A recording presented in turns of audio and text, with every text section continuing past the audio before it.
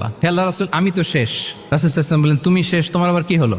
তো সাহাবী বলেন, আমি রমজান মাসে দিনের বেলায় আমার স্ত্রীর সাথে ফিজিক্যাল ইন্টিমেসিতে চলে গেছে, ভুল করে ফেলছি। তো সাহাবী বলে, ইয়া রাসূলুল্লাহ, আমি তো শেষ, আমি তো দিনের বেলা ভুল করে ফেলছি, আমি তো আমার স্ত্রীর সাথে মেলামেশা করে ফেলছি, এখন কি করব? তো এটার আবার একটা বড় পেনাল্টি আছে। আপনারা যারা জানেন যে ইচ্ছাকৃত রোজা ভাঙলে কাজাও করতে হয়, কাফারাও দিতে হয়। কাজা মানে একটা রোজার জন্য একটা রোজা, আর কাফারা মানে হচ্ছে আরো 60টা রোজা রাখতে হবে। কয়েকটা জিনিস আছে, বেসিক্যালি 3টা। তো রাসূল সাল্লাল্লাহু আলাইহি ওয়াসাল্লাম তাকে বললো যে তোমার তো পেনাল্টি হয়েছে, তুমি তো বড় ভুল করে ফেলছো, তো তোমার কাছে কি এরকম কোনো দাস আছে যেটাকে তুমি আজাদ করে দিতে পারবা, মুক্ত করে দিতে পারবা, তাহলে পেনাল্টি আদায় হয়ে গেল। সে বলে, ইয়া রাসূলুল্লাহ, না, আমার তো এত সক্ষমতা নাই, আমার কাছে তো কোনো দাস নাই। আচ্ছা, দাস নাই। তো রাসূল সাল্লাল্লাহু আলাইহি ওয়াসাল্লাম বললেন, তাইলে তুমি টানা 2 মাস রোজা রাখতে হবে, তাইলেও পেনাল্টি হয়ে যাবে, আদায় হয়ে যাবে, পারবা? সে বলে, ইয়া রাসূলুল্লাহ, 2 মাস রোজা রাখা তো একটা কঠিন হয়ে যায়, ইটস নট এ জোক, টানা 60 দিন কি করে রোজা রাখে? তো রাসূল সাল্লাল্লাহু আলাইহি ওয়াসাল্লাম বললেন, এটাও পারবে না, তাহলে 60 জন মিসকিনকে খাবার খাইয়ে দিতে হবে এজ এ পেনাল্টি। এটা বড় অন্যায় করে ফেলছো, 60 জন মিসকিনকে খাবার খাওয়াবে, এটা পারবা? সে বলে, ইয়া রাসূলুল্লাহ,